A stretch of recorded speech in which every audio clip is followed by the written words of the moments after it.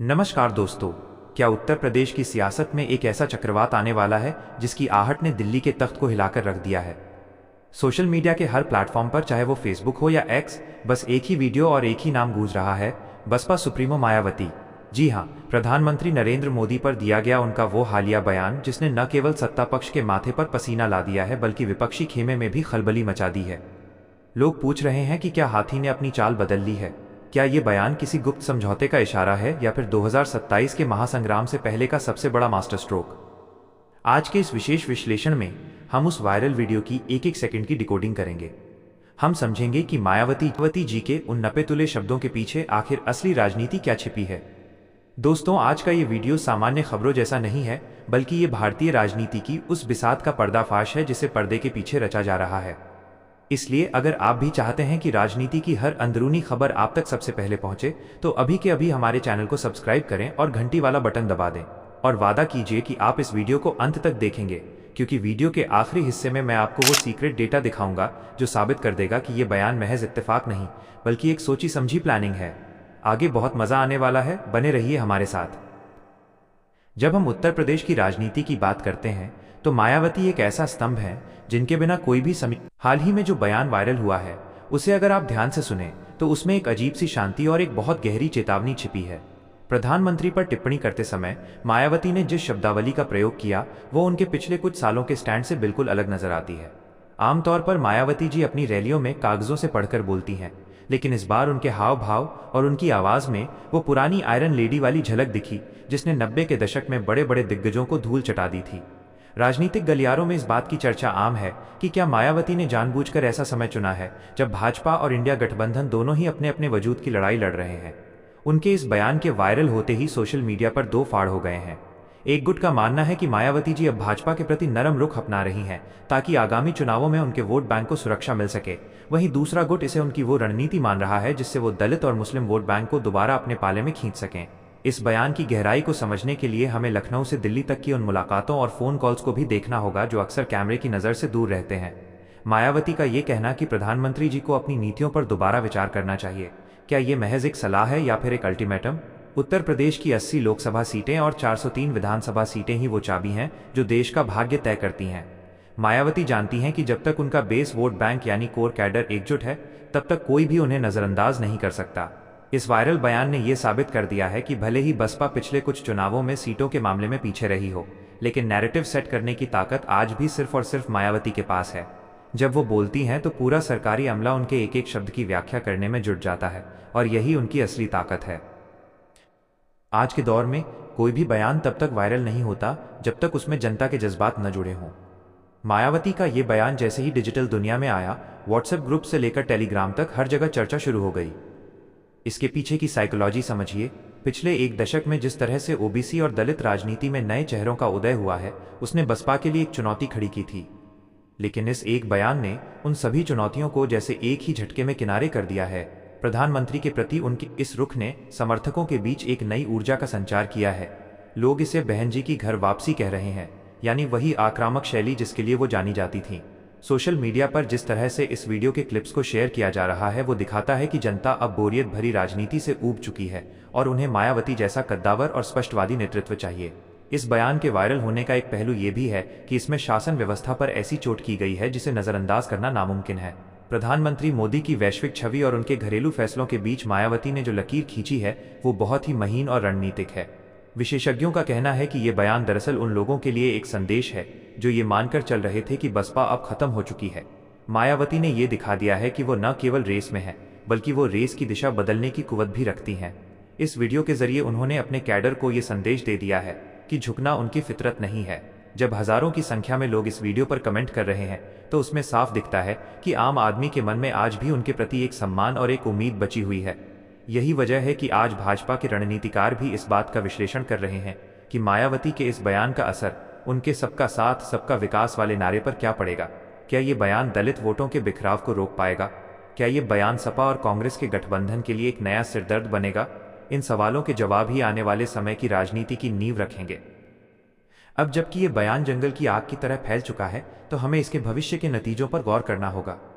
क्या मायावती जी 2027 में किसी बड़े गठबंधन का हिस्सा बनेंगी या फिर वो तीसरे मोर्चे की धुरी बनेंगी? रणनीतिक चुप्पी का टूटना। यह बयान मायावती की लंबी खामोशी के बाद आया है।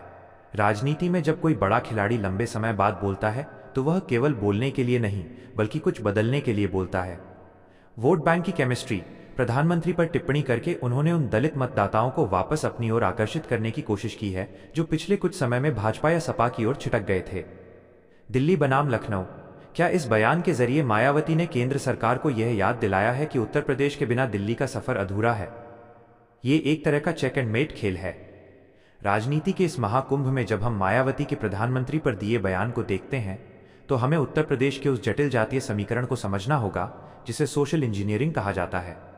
मायावती जी ने इस बार केवल शब्दों का बाण नहीं चलाया है बल्कि उन्होंने उस बड़े दलित पिछड़ा और मुस्लिम गठजोड़ की नींव को फिर से टटोला है जो कभी बसपा की सबसे बड़ी ताकत हुआ करती थी। प्रधानमंत्री के फैसलों पर उनकी उंगली उठाना सीधे तौर पर उन करोड़ों मतदाताओं को एक संदेश है जो सरकार की कुछ नीतियों से खुद को ठगा हुआ महसूस कर रहे हैं।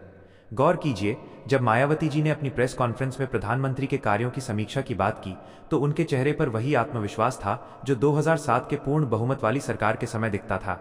विश्लेषकों का मानना है कि मायावती इस समय उस साइलेंट वोटर को अपनी ओर खींच रही हैं जो शोर शराबे वाली राजनीति से दूर है लेकिन बदलाव चाहता है। पिछले कुछ सालों में जिस तरह से विपक्षी दलों ने बसपा को भाजपा की बी टीम कहने की कोशिश की, इस एक वायरल बयान ने उस पूरे नैरेटिव को ध्वस्त कर दिया है। यह बयान एक ढाल भी है और एक तलवार भी। ढाल उन आरोपों से बचने के लिए जो उन्हें सत्ता के करीब बताते थे और तलवार उन विरोधियों के खिलाफ जो उनकी चुप्पी को उनकी कमजोरी समझ रहे थे। इस वीडियो के वायरल होने की असली वजह यही है कि इसमें एक ऐसी राजनेता की वापसी दिख रही है जो दिल्ली के सिंहासन को चुनौती देने का माद्दा रखती है। हर गांव हर गली में आज इस बात की चर्चा है कि क्या बहन जी फिर से अपने पुराने तेवर में लौट आई हैं? क्या यह प्रधानमंत्री के लिए एक चेतावनी है कि अब उत्तर प्रदेश की राह उतनी आसान नहीं होगी जितनी पिछले 2 चुनावों में रही है? इस खेल में मायावती ने अपनी चाल बहुत ही नपे-तुले अंदाज में चली है। जहां एक तरफ वो अपनी धर्मनिरपेक्ष छवि को मजबूत कर रही हैं, वहीं दूसरी तरफ प्रधानमंत्री के साथ एक पॉलिटिकल कर्टसी भी बनाए हुए हैं ताकि समय आने पर समझौतों के दरवाजे पूरी तरह बंद न हों। इस वायरल स्क्रिप्ट का 7वां और सबसे महत्वपूर्ण पहलू यह है कि मायावती ने अब क्षेत्रीय अस्मिता यानी यूपी के गौरव को प्रधानमंत्री की राष्ट्रीय राजनीति के सामने खड़ा कर दिया है। अक्सर देखा गया है कि जब भी केंद्र में कोई मजबूत सरकार होती है तो क्षेत्रीय क्षत्रप अपनी पहचान बचाने के लिए संघर्ष करते हैं, लेकिन मायावती ने इस बयान के जरिए यह साफ कर दिया है कि उत्तर प्रदेश की राजनीति का रिमोट कंट्रोल लखनऊ में ही रहेगा, दिल्ली में नहीं। प्रधानमंत्री पर उनकी टिप्पणी दरअसल उस केंद्रीकृत राजनीति पर प्रहार है जहां राज्यों की भूमिका कम होती जा रही है। उन्होंने बहुत ही चालाकी से उन स्थानीय मुद्दों को प्रधानमंत्री के नाम से जोड़ दिया है जो सीधे तौर पर जनता की जेब और पेट से जुड़े हैं, चाहे वो बेरोजगारी का मुद्दा हो या महंगाई का। मायावती ने इन सबको प्रधानमंत्री के विजन के साथ जोड़कर एक ऐसा सवाल खड़ा कर दिया है जिसका जवाब देना सत्ता पक्ष के लिए आसान नहीं होगा। वायरल वीडियो में जब वो रुक रुक कर जोर देकर प्रधानमंत्री की नीतियों की कमियां गिनाती हैं तो वो केवल एक नेता नहीं बल्कि एक ऐसी मार्गदर्शक की तरह लगती हैं जो सत्ता को आईना दिखा रही है। इस रणनीति का दूसरा हिस्सा यह है कि उन्होंने विपक्षी गठबंधन को भी ये एहसास दिला दिया है कि वे चाहे जितनी भी बड़ी बड़ी बातें कर लें, लेकिन प्रधानमंत्री को सीधे टक्कर देने का नैतिक साहस और अनुभव आज भी उनके पास सबसे ज्यादा है। राजनीति में परसेप्शन यानी धारणा का बहुत बड़ा रोल होता है और इस समय इंटरनेट पर जो धारणा बन रही है वो ये है कि मायावती अब किसी के इशारे पर नहीं बल्कि अपने खुद के एजेंडे पर काम करेंगी। उन्होंने ये दिखा दिया है कि वो किंगमेकर बनने के लिए किसी की बैसाखी का इंतजार नहीं करेंगी। इस बयान ने यह भी साफ कर दिया है कि आने वाले समय में जो भी प्रधानमंत्री की कुर्सी का सपना देखेगा उसे पहले मायावती के इन तीखे सवालों के चक्रव्यूह से गुजरना होगा।